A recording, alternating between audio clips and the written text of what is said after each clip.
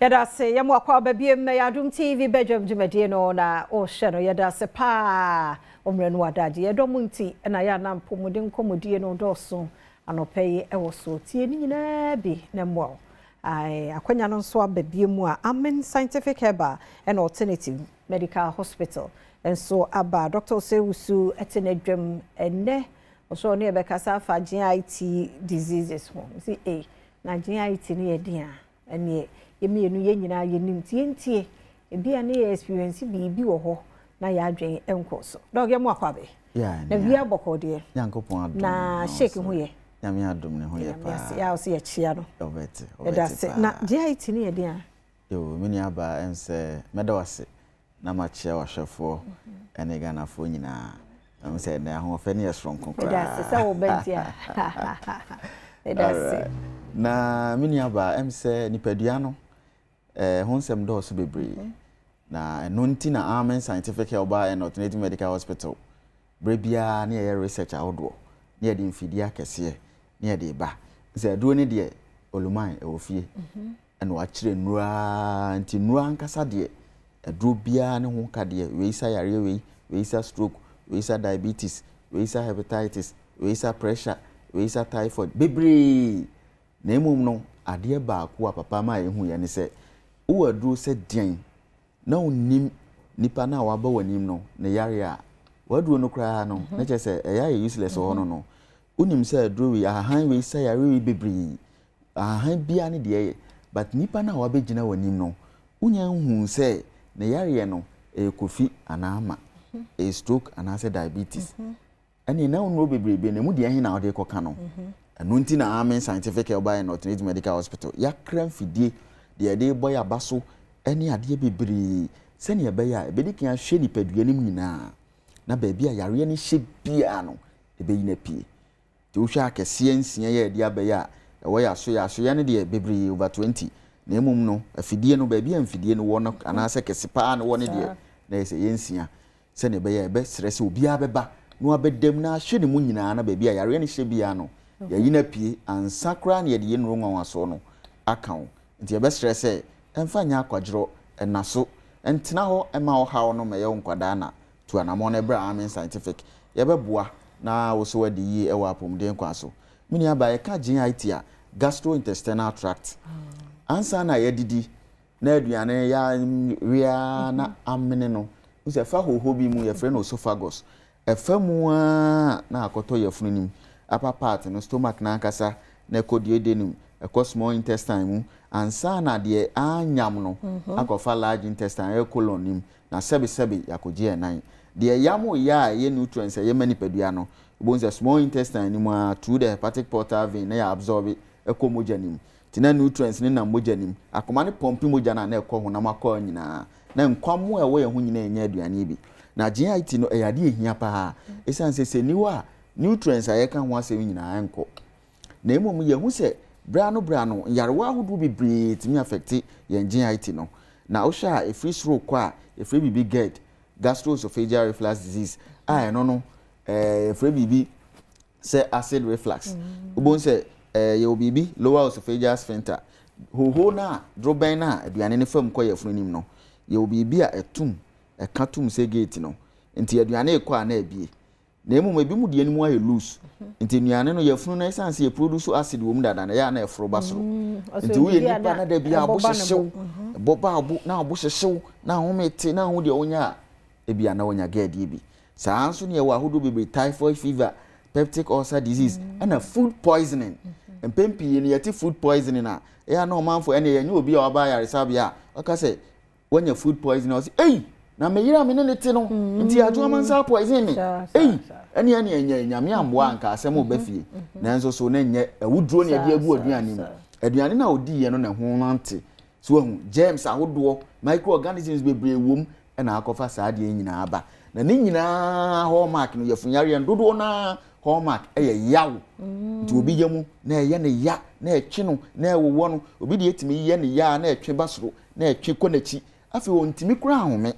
na ne bo funu no ne ho ye hye na bi wo ho a ofefe ebi wo a wode no ebi soso no bo nse diarrhea yi ene ne yam betima hwie saa eyafunu yare no ye yare ba kwa eye wo na so mu anajo so de a nyame amo a won se bebre na ansa na ye beto aso no mini aba wo de yenhwe video yi na yenhwe dance de ye maame oba ya ne yafunu no age se tripod position untimi ntine ne mu bra wo bre na nyame nam ye nso ye mfidie ne ye nuru ema otisi ye no yenhwe na dance de yi ye wi a beto aso enti director ye ready na ye nkohwe amen na dance ye imra na ye ba ye beto aso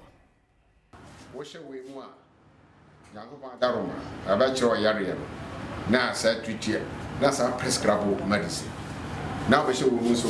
no so etitu kama organs ni na nyame Adaroma na titi ni na free so kopuno me bare de masa ba chi dom pepa memfe me kuma aka se de sika twitwa ho me se me kan ni na yare am de ba ha sisi ano but me ba yakora de enchin doctor kasa kura che me dura ma num sisi ama fe me chest ni we nyina matimu se abafom doctor to be afa na ni kire Dr. Amin Bonsu ewo domi market ofroba wo de bi se obi aso ko doctor ana se snake flask basa me se me ba ya dura de ma me num me yi me ya pa na me ko ami me ko ya na o mo shemen everything I want ma o ma me drum me no me ya na o se me yam na ya me ya e ko ti am the hospital obia baby hana and that's what they tell me on ko am scientific hospital who go do wa ya resa nyanko ko be fa so ma ho ato am the hospital papa to bia en ko am na wo benya wa hoto e wo Yesu dem ti me say asem na no waka wie ti wona na oba no ntimi ntini no mo exactly na wo hwe sene na omode na eba na omode na ti hweche mu nti oba no ontimi ntine ne mu nti ye kura na omuyi ni free care mu no na enim say bia stroke bi anyojuo bi ana say arthritis bi na amana bubu esan say ni mu na yesi e na ote hweche mu sa nti ye yi na ade ne ba na ehun say ye funu yare no pain na wo nya no it's unbearable ntimi nya ne ho hwe na amana ko ne mu okwan ne mu kakra e fra bi tripod position okwan ne kakra na amana relief kakra enumpo no na nya easy ma no so ye funu yare ya ye mu bia one way or the other no e bia so emu anadwo pen na sebe oyemu ye wo ya pa na bi o a wo fe anase bi o rane na untimi nya ho hwe eya na nya asem kotoa na ni nyina no nhwehwemu ame ehu se ebetima gastritis gastroenteritis peptic ulcer disease na ankasa typhoid fever yi gastroesophageal reflux disease da bia obi bo hyehye no ne bo hyehye na ma chest pain na wonya no otimi ka doctor asema akoma eto minsem da bi enumponya akoma no eye yenhoho no esophagus no mu na hyehye ne wom nanso so esan se ya na wo ye kokoso nti eye wo se ewo wakoma mu kura wontimi nya ho hwe ne nyina de amen scientific ye ka che o manfo ne se yentu anamon yehwe ni abema no so na chika se oje ne ho ba bia na enye so hu de efre bibi lumbar spondylosis spinal stenosis ne gas ndompemu yare wa chika se mu yare wa hodo a ne nyina ha no ba amen scientific ebeboa na ne no focus no e wo yefunu yare no esan se se ne etete o manfo no titiri ema no ye nkora na omuko school no da bia ne yem esan se aduane o di especially boarding house no yi aduane na o di no sebe bi wo wa dodo na preparation ne o ma no James ahodo e community ebi su fie kura kitchen no especially ye eto aduane wa bontin die obonse ba bia wo koto no ebi kura ho ne de e kama o na enwo mu backyard na omo mu aduane no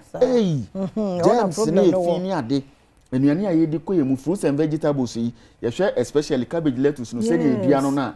gata mu nsuo ni nsuo fini edi gu so se ne be benya ma no na anyini ntem nti wo to na se wa anhuru hu ye wan fa bibi ti se nkyini nsuo anhuru hu ye ana se wan fa vinegar bi anhuru hu ye a wudi a James nko a tinyame amu food poisoning no peptic ulcer ne typhoid no dwa na edoso na ede tete omanfo no ye be sere se oyefu yare ene yare bia adokro baabi adru sa ahase ne o hawo soronko ade bro no amen scientific ye ho ede mawo tu anamo ne bra ahadru ene ye de be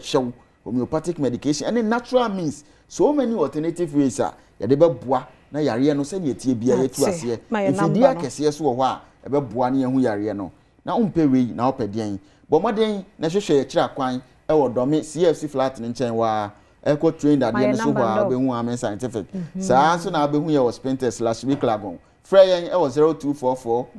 227192 0244 227192 020 722 9505 020 722 9505 number simu bia ofra ebeje so amen scientific yesesen allow shafi nyankopon ene yaresafo ti usobra na nyame adaroma beje wa yaresa medase mini aba yes yeah that's papa doctor say usu and free amen scientific and heba hospital baya GIT the ya esophagus no ba yefunu mo problem ko dia free amen no mo show ma ho to